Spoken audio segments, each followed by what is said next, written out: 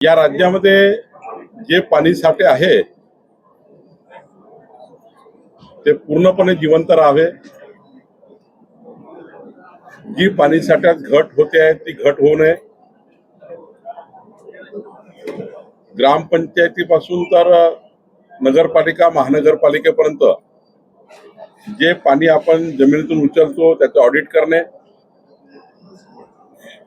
आणि जे पाणी जमिनीतून उचलला तेवढंच पाणी आपण जमिनीत टाकतो काय याची तपासणी करणे आणि यावर प्रत्येक गावठाणाचं प्रत्येक नगरपालिकेचं एकूण पाण्याचं संपूर्ण डेटा हा संकलित करून ज्या पद्धतीने जमिनीचा सातबारा असतो तसा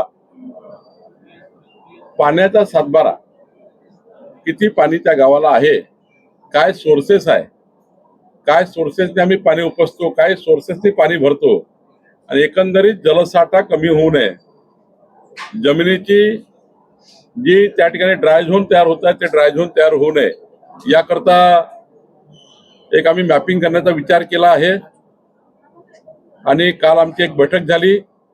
त्यामध्ये प्रायोगिक तत्वावर प्रत्येक विभागातली एक ग्रामपंचायत आम्ही या ठिकाणी निवडतो आहे.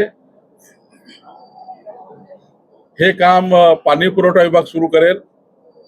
एसीएस पाणी पुरवठ्याला आम्ही जबाबदारी दिली आहे आणि मग महसूल विभागामध्ये ज्याप्रमाणे जमिनीचं प्रॉपर्टी कार्ड सातबारा असतो त्या पद्धतीचा सातबारा प्रॉपर्टी कार्ड हे प्रत्येक गावाचं पाण्याचं असलं पाहिजे, पिण्याच्या पाण्याचं आणि शेतीच्या पाण्याचं असलं पाहिजे याकरता आम्ही योजना तयार करतो आहे.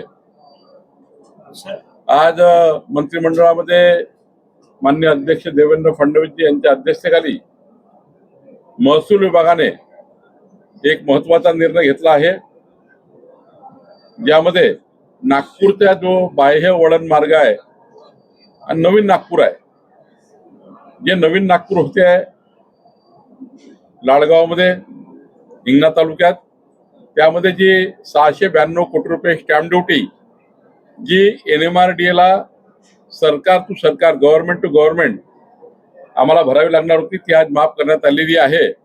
त्यामुळे नवीन नागपूरच्या भूसंपादनाचा प्रश्न आता निकाली निघाला आहे. नागपूरच्या बाह्य वळण मार्गाचाही प्रश्न निकाल निघालेला आहे.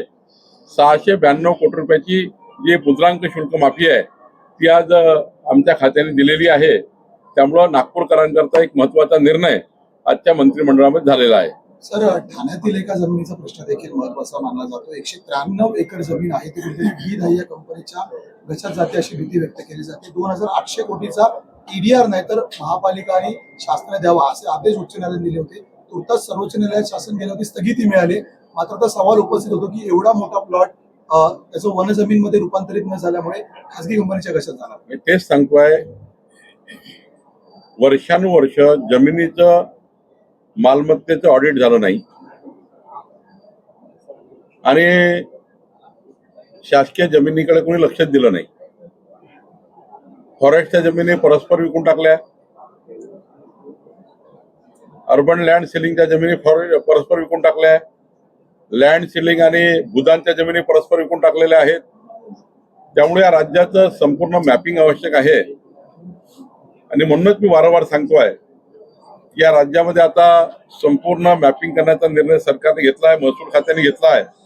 कुठल्याही विभागाच्या जमिनी असेल त्या जमिनी आता आम्ही मॅपिंग करणार आहोत, कारण जमिनीचा संबंध महसूल खात्याशी येतोय आणि त्यामुळे या राज्यामध्ये झोडपी जंगल असेल, भूदान असेल, सिलिंग असेल, लँड सिलिंग असेल, अर्बन लँड सिलिंग असेल, महार वतन असेल, देशमुख वतन असेल, देवस्थान इनाम जमिनी असतील, इंग्रजाच्या काळापासून लीजवर दिलेल्या लँड्स असतील, या सर्व लँडचं आम्ही मॅपिंग करणार आहोत आणि ज्या भूमाफियांनी जमीन लाटल्या आहे त्या भूमाफियावर कडक कारवाई, मोकाची कारवाई करून या सर्व जमिनी परत घेण्याचा निर्णय सरकारने केला. कालच पुण्यामध्ये तिथल्या जिल्हाधिकाऱ्यांनी शर्तभंग झालेल्या 34 प्रॉपर्टी सरकार जमा केलेल्या आहेत. शासकीय जमिनी ज्या दिल्या होत्या ज्यांनी वापरल्याच नाही त्या 34 प्रॉपर्टी काल कलेक्टरने जमा केलेल्या आहेत. राज्यामध्ये मोहीम निघालेली आहे.